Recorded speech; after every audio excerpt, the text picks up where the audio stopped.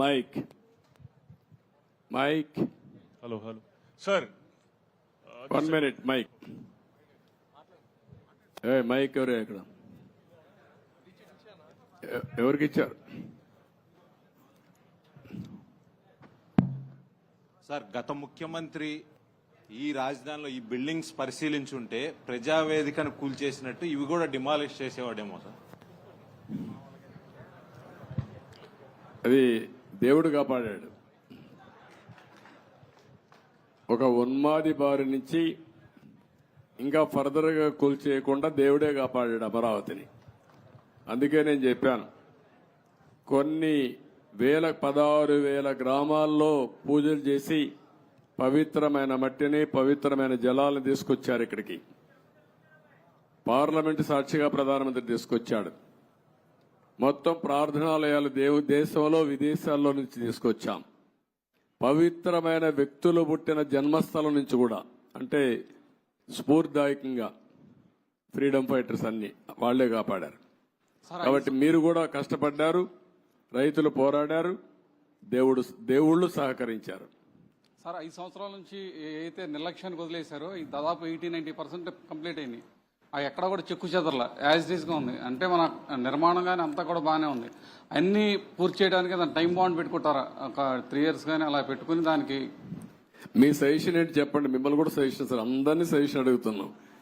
దాన్ని మీరు ఇచ్చే మంచి సూచనలు తీసుకొని ఆర్డర్ ఆఫ్ ప్రియారిటీ పెట్టి we will prepare action plan.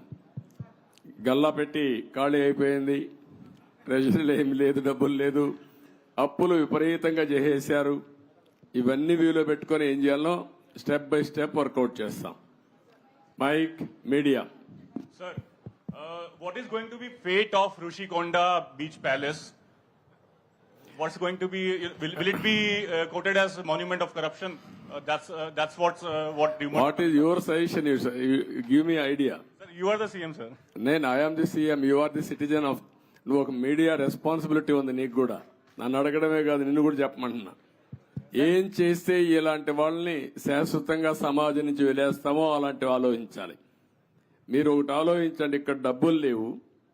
500 కోట్ల రూపాయలతో రిషికొండ కొండను కొట్టేసి రిషికొండ అంటే ఏంటి? ఋషులు అక్కడ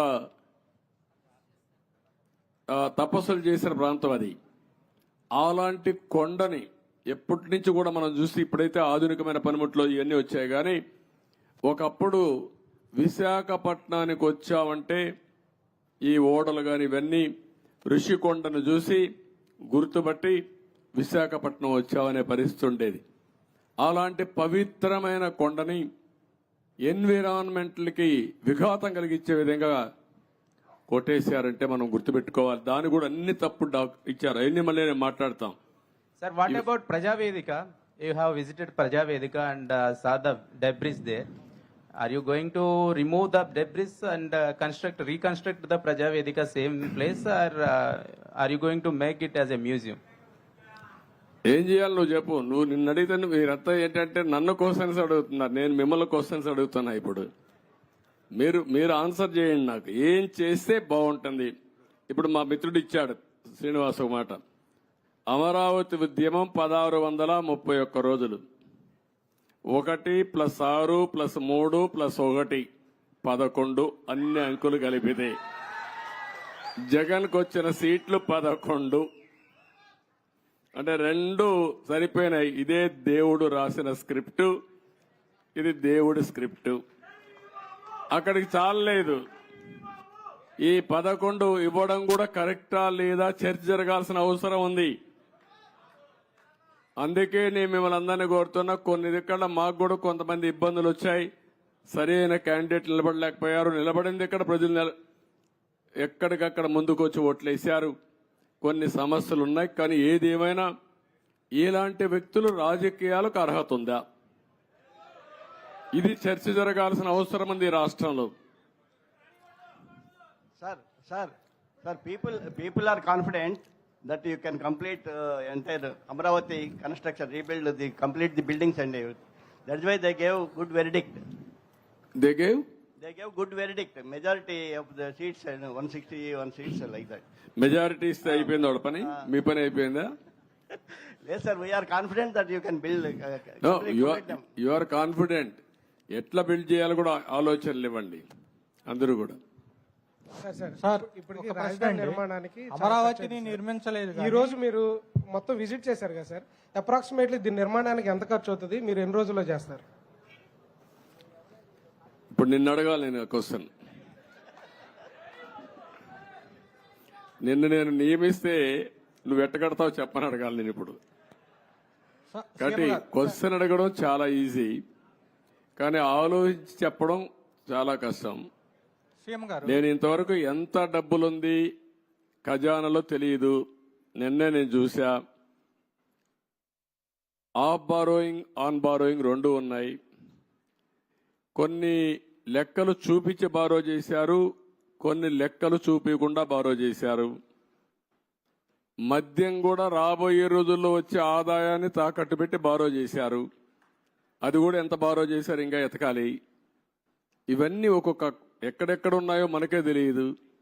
ఇప్పుడు మనం చూసాం, ఆఫీసర్లు మొన్నటి వరకు అడ్డదుడ్డంగా సంతకాలు పెట్టినోళ్ళు ఎక్కడున్నారు, అడ్రస్ లేరు. ఇప్పుడు చాలా సమస్యలు ఉన్నాయి.